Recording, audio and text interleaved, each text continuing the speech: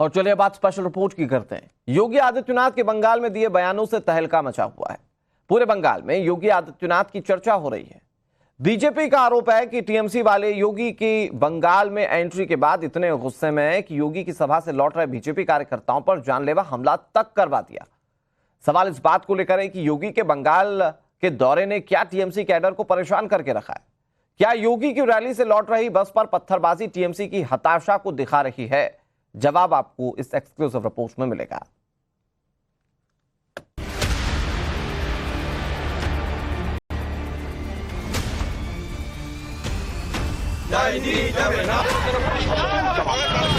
बहन और भाइयों, अगर ये दंगाई उत्तर प्रदेश में इस प्रकार से अत्याचार करते, अब तक मैं इनको लटका करके, उल्टा लटका करके ठीक कर देता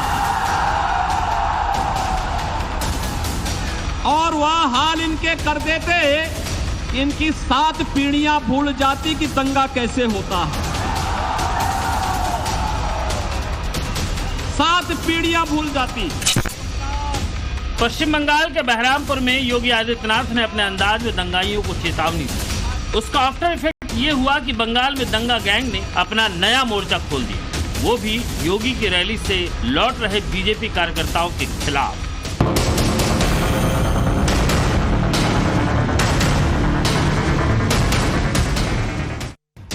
योगी की रैली से लौट रहे बीजेपी कार्यकर्ताओं पर हमला बोल दिया गया। बीजेपी कार्यकर्ताओं के बस पर ईंट पत्थरों से हमला किया गया। हमला कितना जानलेवा था, इसे आप बस की हालत देखकर समझ सकते हैं। बस के शीशे पूरी तरह से टूट गए। बस में सवार बीजेपी वर्करों को चोटें आई।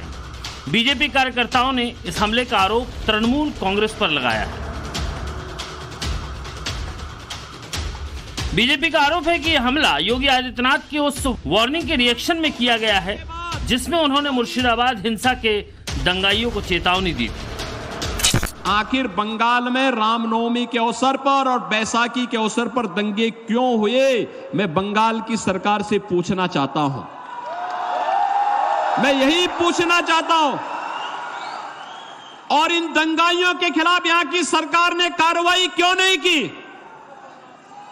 इन दंगाइयों के खिलाफ कार्रवाई क्यों नहीं की? बहन और भाइयों, अगर ये दंगाई उत्तर प्रदेश में इस प्रकार से अत्याचार करते, अब तक मैं इनको लटका करके, उल्टा लटका करके ठीक कर देता और वह हाल इनके कर देते कि इनकी 7 पीढ़ियां भूल जाती कि दंगा कैसे होता है। 7 पीढ़ियां भूल जाती। बहरामपुर में योगी ने सीधे सीधे ममता बनर्जी पर अटैक किया। ममता सरकार में भड़के दंगों को लेकर उन्हें आड़े हाथों लिया। योगी के इस एक्शन का रिएक्शन दिखा बहरामपुर से 140 किलोमीटर दूर दुर्गापुर में। ममता बनर्जी के गढ़ में जाकर योगी जिस तरह की बातें कर रहे हैं, बंगाल के दंगा कल्चर पर वार कर रहे हैं, उससे टीएमसी बहुत भड़की हुई। योगी के कठोर वचन टीएमसी कार्यकर्ताओं को भी रास नहीं आ रहे हैं। बीजेपी का आरोप है कि इसी वजह से टीएमसी कार्यकर्ताओं ने योगी की जनसभा से लौट रहे बीजेपी कार्यकर्ताओं के बस पर ही हमला बोल दिया। দেখুন, গাড়ি ভাঙচুর, গো ব্যাগ, কালো পতাকা দেখানো, এখানেও শুরুর সময় পাথর ছুঁড়েছে। এটা নতুন কিছু নয়। এই রাক্ষসী শক্তি যখন ধ্বংস হয়ে যাচ্ছে, উৎপাত বাড়ছে। আপনি দেখুন 4 তারিখ আস্তে আস্তে সব ঠান্ডা হয়ে যাবে। बंगाल में इलेक्शन के दौरान दंगा दल कितना एक्टिव रहता है, इसे पूरा देश देखता आया है। ऐसे ही कुछ योगी की रैली से लौट रहे बीजेपी कार्यकर्ताओं के साथ दिन के 3:30 बजे उखरा रानीगंज में योगी की रैली को संबोधित करने अगली रैली के लिए निकल गए। योगी को सुनने दूर दूर से लोग रैली में आए थे। योगी के जाने के बाद बीजेपी कार्यकर्ता भी वापस लौटने लगे। रात के 8 बजे के करीब जब कार्यकर्ताओं की एक बस दुर्गापुर से गुजर रही थी, तभी उस बस पर हमला किया गया। योगी ने जिस मुर्शिदाबाद का नाम लेकर दंगाइयों पर अटैक किया था, उसी मुर्शिदाबाद में एक दिन बाद गोली चली। कांग्रेस और टीएमसी कार्यकर्ताओं के बीच गोलीबारी हुई है। सवाल है, क्या 24 के नतीजों को भांपकर ममता बनर्जी घबराई हुई है? जैसे जैसे बंगाल में बीजेपी के स्टार प्रचारकों की रैलियां हो रही हैं, हिंसा की घटनाएं बढ़ती जा रही हैं। योगी आदित्यनाथ के हालिया बंगाल दौरे ने बंगाल में तहलका मचा दिया है। पूरे बंगाल में योगी की चर्चा हो रही है। टीएमसी वाले योगी की बंगाल में एंट्री से इतना चिढ़े हैं जैसे अब उनके सबसे बड़े सियासी दुश्मन योगी आदित्यनाथ हो गए। टीएमसी वाले अब तक नरेंद्र मोदी और अमित शाह से ही पार नहीं पा रहे थे। अब योगी आदित्यनाथ भी बंगाल में अपने बयानों से विरोधियों को धुआं धुआं कर रहे हैं, तो टीएमसी की मुसीबत और भी बढ़ गई। जिस बंगाल ने भारत को सिखाया था कि गर्व से कहो हम हिंदू हैं, उस बंगाल में आज हिंदू परंपरा और संस्कृति को रौंदने का प्रयास सत्ता के संरक्षण में कैसे हो रहा है, यह देख करके अंतःकरण हमारा अत्यंत गर्वित होता है। और जिस बंगाल ने देश को दयामयी शक्ति के अधिष्ठात्री देवी मां दुर्गा की पूजा का अनुष्ठान करने का संदेश दिया था, उस बंगाल में बहनों और भाइयों, संदेश खाली जैसी घटनाएं बंगाल के अंदर कैसे घटित हो रही हैं, यह प्रश्न आज मैं बंगाल की सरकार से करने के लिए, बहरामपुर से प्रश्न मैं करने के लिए आया हूं।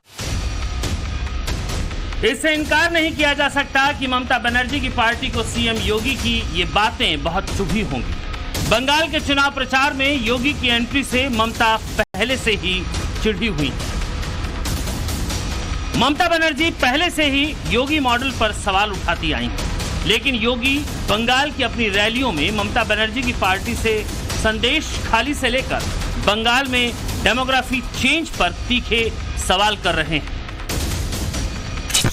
और क्या ये सच नहीं कि जिन कारणों से 1947 में भारत का विभाजन हुआ था, वही परिस्थिति आज कांग्रेस, तृणमूल कांग्रेस और कांग्रेस का इंडी गठबंधन फिर से देश के अंदर पैदा करना चाहता है, बंगाल के अंदर पैदा करना चाहता है।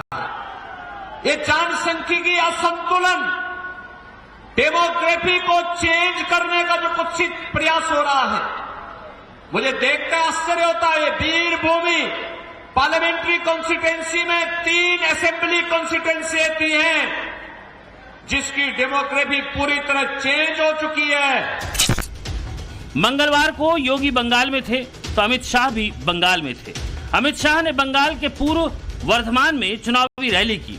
अमित शाह ने भी बंगाल के दंगा गैंग पर फुल अटैक किया। नरेंद्र मोदी जी ने 10 लाख करोड़ रुपया दीदी को बंगाल के विकास के लिए भेजा है। आपके गांव में कुछ आया है क्या? जरा जोर से बोलो, आया है भाई? आया है? कहां गया? कौन खा गया? ये तृणमूल के गुंडे मोदी जी के 10 लाख करोड़ रुपया भेजा हुआ खा गए हैं। बंगाल में परिवर्तन कर दो, 30 सीट जिता दो। हम ये पैसा जो आपका खा गए हैं, उनको उल्टा लटका कर सीधा करने का काम ये भारतीय जनता। सवाल है, पश्चिम बंगाल में बीजेपी की सक्रियता से क्या ममता का सर चकराने लगा है? क्या बंगाल में सीटों के गंवाने के डर से ममता का दिल अभी से डूबा जा रहा है? आखिर चुनाव से पहले ममता बीजेपी को लेकर इतनी घबराई हुई क्यों है?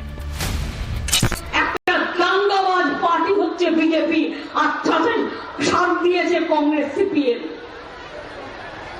ওদের কাজ হচ্ছে মতুয়া ভোট ভাঙাও মিথ্যে কথা বলে, ওদের কাজ হচ্ছে মুসলিম ভোট ভাঙাও মিথ্যে কথা বলে, ওদের কাজ হচ্ছে হিন্দু হিন্দুতে লাগিয়ে দাও, এরপরে বলে ইউনিফর্ম সিভিল কোড নিয়ে আসবে, মানে আপনার বিয়ে টিয়ে কোনো আইন মানবে না, আপনাকে যা চাপিয়ে দেবে তাই করতে হবে। এদের ভোট দেবেন? নিজের সর্বনাশ কি নিজে করতে চান? पश्चिम बंगाल में चुनावों के दौरान दंगा पैटर्न नया नहीं है। बंगाल के चुनाव में दंगा फियर का फार्मूला दीदी का पुराना दांव है। चुनाव के प्रचार में हो हल्ला, हिंसा, बमबाजी और पार्टी कार्यकर्ताओं के हाथ में डंडे देने का एजेंडा बंगाल के लिए कोई नई बात नहीं है, लेकिन इस बार के चुनाव में बीजेपी का बंगाल पर फुल फोकस है। 400 पार के टारगेट को पूरा करने के लिए बीजेपी बंगाल में बड़ी जीत हासिल करने में लगी है। सवाल है, क्या बीजेपी की बंगाल में रनर टू विनर वाली स्ट्रेटजी ने ममता को अंदर से परेशान कर दिया है? আমার আজকে কয়েকটা কথা, কেন তৃণমূলকে ভোট দেবেন আর কেন বিজেপিকে ভোট দেবেন না, কেন সিপিএম কংগ্রেসকে ভোট দেবেন না। অল ইন্ডিয়ার অ্যালায়েন্স আমি তৈরি করেছি, নামটাও আমার দেয়া, ভোটের পরে আমি দেখে নেব, কিন্তু বাংলায় সিপিএম কংগ্রেস বিজেপি আমাদের বিরুদ্ধে লড়াই করছে। सीपीएम के वोट दिया माने बीजेपी के वोट दिया, कांग्रेस के वोट दिया माने बीजेपी के वोट दिया। पश्चिम बंगाल में चुनावी फाइट बीजेपी और तृणमूल कांग्रेस के बीच ही है। बीजेपी 400 प्लस का टारगेट सेट करके चल रही है। इस टारगेट को अचीव करने के लिए पश्चिम बंगाल में भी उसने बम्पर जीत का लक्ष्य रखा है। पीएम मोदी ने 42 सीटों के सियासी जंग में ज्यादा से ज्यादा सीटें जीतने के लिए मोर्चा संभाल रखा है, तो ममता 24 के रण में बड़ा खेला करने की तैयारी में है। लेकिन संदेश खाली कांड और टीएमसी के पूर्व नेता शेख शाहजहां की गिरफ्तारी से दीदी को बड़ा डेंट लगा है। यही वजह है कि जब जब बंगाल के सियासी समर में उतरते हैं तो वोट से चोट करने की अपील करते हैं। संदेश खाली में महिलाओं पर इतने अमानवीय अत्याचार हुए और टीएमसी सरकार आखिर तक मुख्य आरोपी को बचाती रही। यहां मालदा में भी महिला के साथ शर्मसार करने वाली घटना घटी, लेकिन टीएमसी सरकार चुप रही, जबकि बीजेपी सरकार महिलाओं की मान मर्यादा इज्जत के लिए काम कर रही है।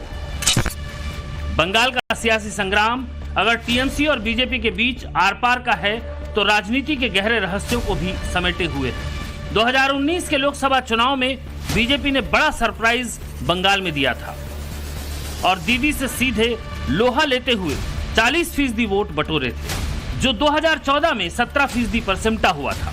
लेकिन 2019 में 14 के मुकाबले 23 वोट का इजाफा कर दीदी को सोचने पर मजबूर कर दिया गया था। बीते 10 सालों में सांस्कृतिक राष्ट्रवाद ने भी पश्चिम बंगाल में अपना खास मुकाम बनाया है, लेकिन सांस्कृतिक राष्ट्रवाद के बदले बंगाल में दंगा कल्चर से इनकार नहीं किया जा सकता। एक तरफ है बंगाल का दंगा पैटर्न, तो दूसरी तरफ है बंगाल में बीजेपी का 35 से अधिक सीटों पर कमल खिलाने का प्रण। सवाल है, क्या बीजेपी के इसी प्रण से दीदी घबराई हुई है? अंदर खाने में खबरें तो यहां तक हैं कि बीजेपी की रनर टू विनर वाली स्ट्रेटजी ने ममता को टेंशन दे दिया है। 2019 के चुनाव में बीजेपी पश्चिम बंगाल की 21 सीटों पर रनर रही थी, यानी दूसरे नंबर पर रही थी। बीजेपी की कोशिश उन सभी 21 सीटों पर कब्जा जमाने की है। यही वजह है कि जैसे जैसे बंगाल में बीजेपी के बड़े नेताओं की एंट्री होती है, टीएमसी कैंप में हलचल मच जाती है। योगी के दौरे के बाद जिस तरह बीजेपी कार्यकर्ताओं पर हमला हुआ, उसने एक बार फिर बंगाल के रक्त रंजित चुनाव का चैप्टर खोल दिया है।